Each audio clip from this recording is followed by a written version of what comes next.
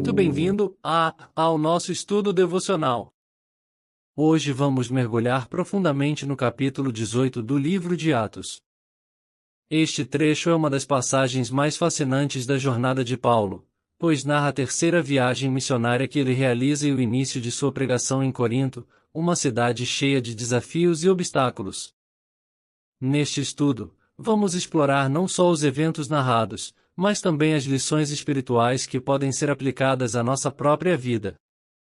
Que essa meditação fortaleça seu coração e aumente sua fé. Vamos seguir juntos para entender como Deus guiou e capacitou Paulo, trazendo as pessoas certas em momentos específicos e mostrando o poder de sua presença. Antes de começarmos, peço que você abra sua Bíblia no livro de Atos, capítulo 18, para que possa acompanhar essa leitura enriquecedora. Siga conosco nesta jornada através da Palavra de Deus e, ao final, teremos um momento especial de oração e reflexão. Nos primeiros versículos do capítulo, somos levados à movimentada cidade de Corinto. Após deixar Atenas, Paulo viaja para Corinto, uma das cidades mais influentes da Grécia na época, conhecida por sua prosperidade e grande número de visitantes. Corinto era um centro comercial e cultural, com pessoas de diversas nacionalidades. Sua economia era pujante, mas também era um lugar marcado por práticas religiosas idólatras e uma atmosfera moral bastante corrompida. Essa diversidade cultural e o caráter moral da cidade tornam Corinto um grande desafio para a pregação do Evangelho.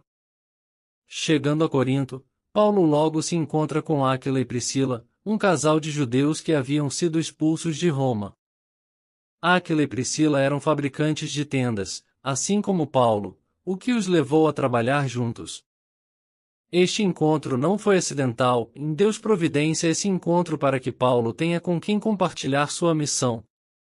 O relacionamento com Áquila e Priscila fortalece Paulo, que tem ali não só colegas de trabalho, mas também parceiros no Evangelho. Durante a semana, Paulo se dedica à fabricação de tendas ao lado de Áquila e Priscila, o que demonstra a humildade e disposição de Paulo para sustentar-se enquanto dedicava seu tempo à pregação. Aos sábados, ele vai até as sinagogas e dialoga com judeus e gregos sobre Heavenly Jesus. Father.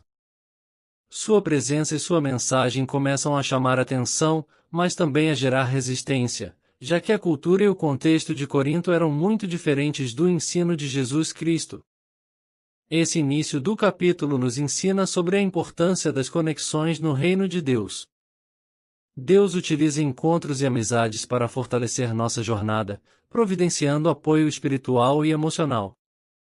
A parceria de Paulo com Áquila e Priscila é um testemunho de como Deus cuida de nós ao colocar pessoas em nosso caminho, especialmente em tempos de desafios. Logo depois, Silas e Timóteo chegam de Macedônia, o que permite que Paulo se dedique inteiramente à pregação. Com a chegada dos amigos e companheiros de ministério, Paulo se sente encorajado a intensificar seus esforços para convencer os judeus de que Jesus é o Messias. Paulo dedica-se de corpo e alma, não apenas em tempo, mas em intensidade, falando abertamente sobre a salvação e exortando seus ouvintes a crerem no Senhor.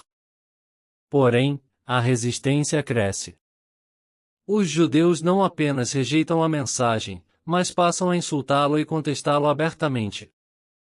Paulo, ao perceber que os judeus se endureceram e não estavam dispostos a aceitar a mensagem, toma uma atitude simbólica. Ele sacode suas vestes, um gesto que simboliza uma separação entre ele e aqueles que não aceitam sua palavra. Esse ato expressa a decisão de Paulo de deixar a pregação aos judeus naquele local e voltar seu foco para os gentios, ampliando a missão para além das fronteiras da religião judaica. Em seguida, Paulo vai para a casa de Tício Justo, um gentio temente a Deus que morava ao lado da sinagoga. Esse ato simboliza a transição do ministério de Paulo, e ele segue determinado a continuar pregando, mas agora voltado principalmente para os gentios. É interessante notar que, mesmo assim, Paulo ainda consegue converter alguns judeus, incluindo Crispo, o chefe da sinagoga. Esse acontecimento nos mostra que, mesmo em momentos de aparente fracasso e rejeição, Deus tem o poder de transformar corações. A conversão de Crispo e sua família, seguida pela conversão de muitos coríntios, evidencia que o Evangelho avança em todas as situações. A perseverança de Paulo é um exemplo poderoso para nós. Mesmo enfrentando oposição, ele não desiste, mas continua fiel ao seu chamado, confiando que Deus está no controle. Isso nos ensina a importância de seguir firmes em nossa caminhada cristã, confiando que Deus está no comando e que Ele nos guiará, independentemente das circunstâncias. Neste ponto da narrativa, Paulo enfrenta dificuldades e um certo desânimo, pois a oposição e o ambiente hostil de Corinto poderiam desencorajar qualquer um. Porém, o Senhor, em sua infinita graça, aparece a Paulo em uma visão durante a noite e diz: "E não temas, pelo contrário, fala e não te cales, porque eu sou contigo, e ninguém ousará fazer-te mal, pois tenho muito povo nesta cidade." Essas palavras de encorajamento revelam o cuidado de Deus com aqueles que são fiéis ao seu chamado. Deus promete proteção e paz a Paulo, encorajando-o a falar com ousadia e confiança. Ele não apenas garante a Paulo que estará ao seu lado, mas também revela que existem muitas pessoas em Corinto que ainda precisam ouvir o Evangelho e que irão se converter. Esse é um momento crucial para Paulo, pois ele recebe uma confirmação divina para continuar com a missão, independentemente da oposição. A visão que Paulo recebe mostra como Deus está atento a cada detalhe de nossas vidas e missões. Ele conhece nossas lutas e nossos temores e se faz presente para nos fortalecer e direcionar. Assim como Paulo, devemos buscar e confiar em Deus, sabendo que Ele é fiel para nos guiar e proteger em nossa jornada. Com a segurança proporcionada pela visão, Paulo permanece em Corinto por 1 ano e 6 meses, ensinando a palavra de Deus a muitos. A fidelidade de Paulo em seguir o chamado divino é um testemunho poderoso de como Deus nos capacita a cumprir nosso propósito, mesmo quando as circunstâncias parecem difíceis. O capítulo segue com um novo desafio para Paulo. Os judeus, frustrados com o avanço do Evangelho, decidem levá-lo até Galho, procônsul da Acaia, acusando-o de ensinar práticas contrárias à lei.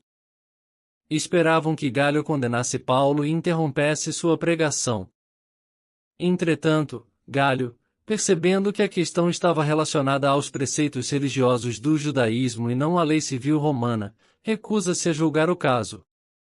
Ele considera o assunto irrelevante e manda que os acusadores saiam do tribunal. Essa resposta de Galho revela que, mesmo com toda a oposição, Deus protege Paulo, permitindo que ele continue sua missão. A decisão de Galho impede que Paulo seja perseguido legalmente e garante liberdade para o avanço do Evangelho em Corinto. Esse incidente nos ensina que Deus usa até mesmo as decisões das autoridades para abrir caminho para sua obra, demonstrando que Ele está no controle de todas as situações. Após passar um período prolongado em Corinto, Paulo decide partir para a Síria. Antes de sair, ele corta o cabelo em Sincreia, como parte de um voto que havia feito. Esse voto provavelmente reflete sua devoção e gratidão a Deus pelo sucesso de seu trabalho em Corinto. Votos eram comuns no judaísmo e representavam compromissos pessoais de devoção e gratidão. Ao partir, Paulo leva Áquila e Priscila consigo, e eles viajam juntos até Éfeso, onde ele prega brevemente na sinagoga. Os judeus de Éfeso mostram interesse, mas Paulo, consciente de sua missão e de seus compromissos, decide continuar sua jornada, prometendo que voltará, caso seja da vontade de Deus. Esse gesto de Paulo é um testemunho de sua confiança na vontade divina, revelando seu compromisso com o chamado missionário e sua disposição de ir aonde Deus o guiar. Paulo finalmente chega a Cesareia, visita a igreja e vai para Antioquia, onde encerra sua segunda viagem missionária. Esse final mostra a fidelidade de Paulo e sua constante disposição de servir a Deus. Vamos finalizar este estudo em oração. Peço que você feche os olhos e se entregue a este momento de entrega e reflexão.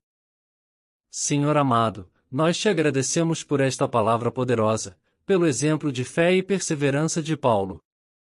Pedimos que, assim como ele, sejamos fortalecidos para seguir o chamado que tu tens para nossas vidas, mesmo em meio aos desafios.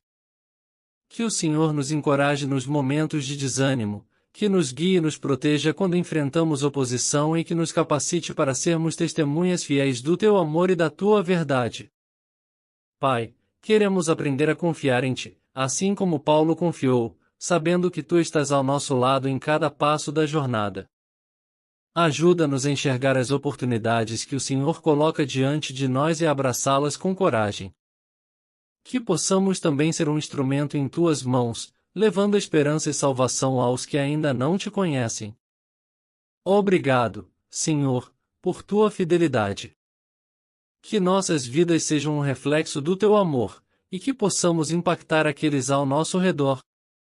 Nós te louvamos e te agradecemos por tudo. Em nome de Jesus, amém.